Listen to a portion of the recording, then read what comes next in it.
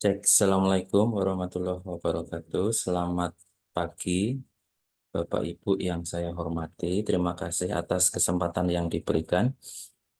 Baik, kali ini saya akan mempresentasikan hasil penelitian saya tentang proses morfologis pada tataran frasa nomina bahasa Alor dalam Konferensi Linguistik Tahunan Atmajaya Kolita yang ke-22.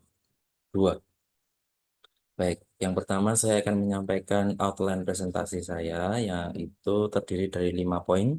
Yang pertama saya akan menyampaikan tentang pendahuluan yang disusul dengan metode penelitian. Kemudian saya akan berbicara sedikit tentang frasa nomina bahasa Alor. Dan yang keempat adalah tentang bentuk kepemilikan dalam bahasa Alor. Dan terakhir adalah simpulannya.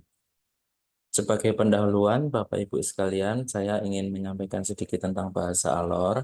Bahasa Alor ini adalah bahasa Austronesia yang dituturkan di pesisir utara dan barat Kepulauan Alor Pantar di NTT.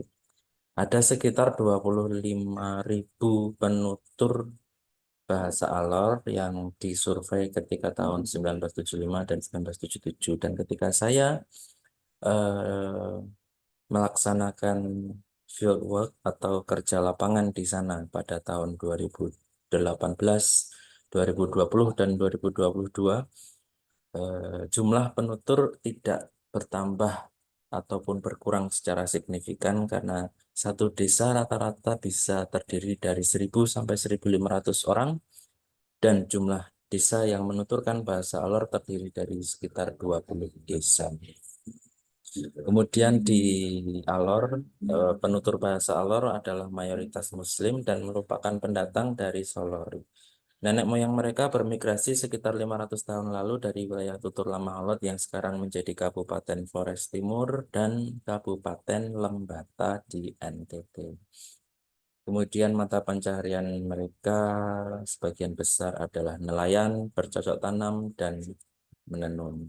Di slide selanjutnya adalah peta Kabupaten Alor. Ini adalah eh, dua pulau utama, yang sebelah kanan adalah Pulau Alor, kemudian di sebelah kiri ada Pulau Pantar disertai dengan pulau-pulau kecil di sekitarnya. Kondisi di kepulauan ini rata-rata kering dan dikelilingi oleh laut yang jernih dan rata-rata memiliki arus laut yang cukup deras ya Bapak Ibu. Kemudian kondisi lingkungannya juga kering, ada beberapa daerah yang terbakar seperti yang saya tampilkan pada slide ini.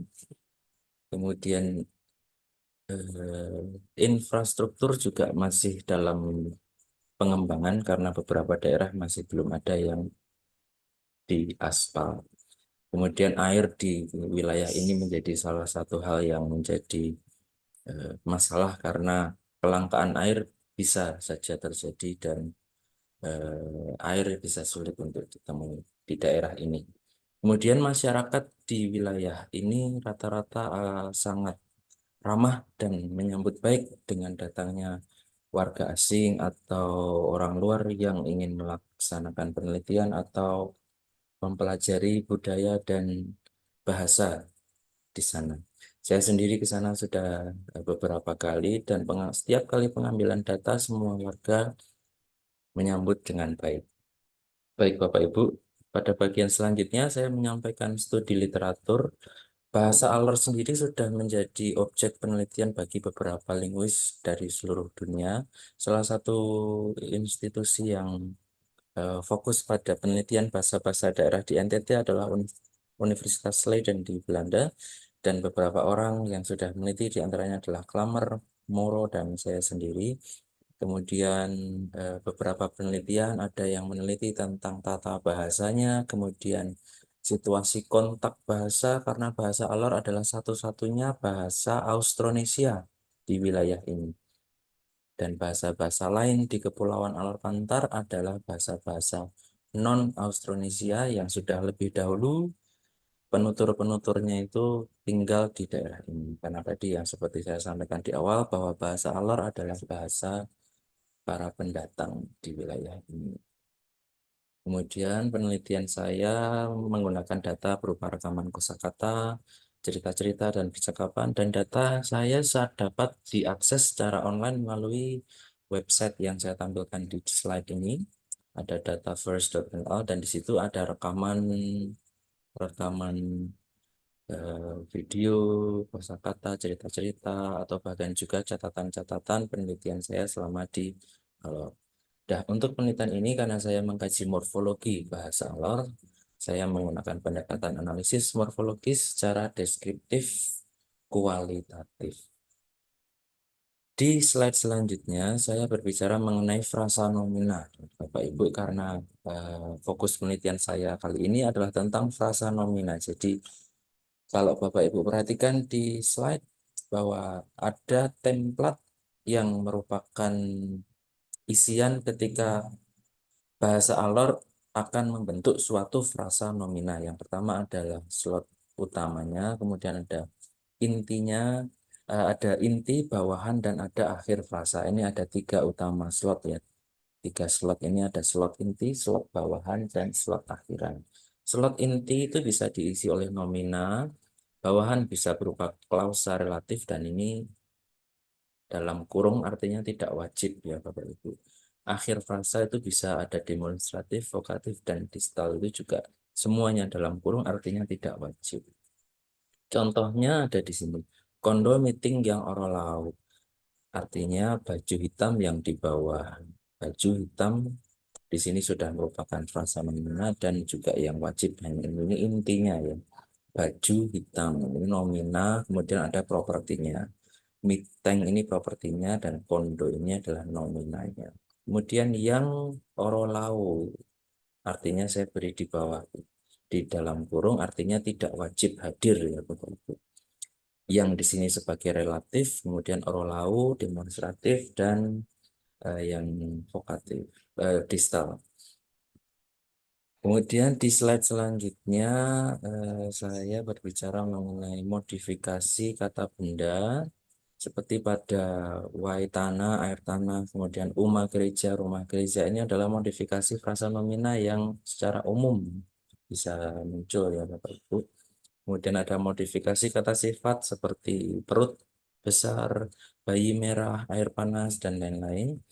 Bentuk kepemilikan yang membatu atau yang mempossesor. Jadi Bapak Ibu di bahasa Alor itu terdapat konsep properti yang mengandung sufiks berakhiran k atau ang yang merupakan eh, proses morfologis yang terjadi di masa lalu, tetapi proses morfologis ini sudah tidak terjadi lagi di masa sekarang. Artinya akhiran-akhiran ini sudah membatu dan melekat pada nomina-nomina yang ada sekarang. Contohnya ada pada itu tadi meak, kemudian pelating. Kemudian ada ekspresi keadaan fisik ketika kata benda bagian tubuh digabungkan dengan kata-kata yang menunjukkan properti atau kata-kata statif. Kata-kata benda tersebut membentuk ekspresi yang menunjukkan keadaan fisik seperti onong pelating itu tadi, tukang malu, matang date, dan matang date. Eh, Kemudian frasa nominal lokatif ini adalah kata benda lokatif dalam bahasa Alor. Kemudian ketika direkatkan dalam frasa nomina, misalnya ada pada kata utang onong di dalam hutan, deki lolong di atas tempat tidur. Nah, dalam pembentukan frasa nomina ini, kata benda lokatif muncul setelah kata nomina utama. Ya. Kemudian ada prelatif yang juga menggunakan kata serapan dari bahasa Melayu yang karena bahasa Arab tidak memiliki prelatif. Demonstrativa juga rata-rata memiliki bentuk yang unik seperti kia, hang, kate, dan kuali. Seperti pada contoh ayah kia, pria ini, manuke, ayam ini. Jadi Bapak Ibu, frasa nominal dalam bahasa Alor bertipe head initial atau inti frasa berada di awal. Tadi juga sudah kami sampaikan bahwa kata benda dapat dimodifikasi secara nominal dengan kelompok kata yang digolongkan sebagai kata sifat. Meskipun dalam bahasa Alor sendiri kata sifat itu tidak ada, ya. Bahasa Alor tidak memiliki kata sifat. Kemudian inti frasa dapat diikuti oleh relatif. Kemudian di bagian akhir dapat berupa bentuk-bentuk yang diisi seperti demonstratif. Proses morfologis ini menentukan ciri khas tipologis bahasa Alor yang mempertahankan bentuk tipologis bahasa-bahasa Austronesia, meskipun dituturkan di wilayah yang didominasi oleh penutur bahasa-bahasa non-Austronesia di Alor. Demikian yang dapat saya sampaikan. Terima kasih. Assalamualaikum warahmatullahi wabarakatuh.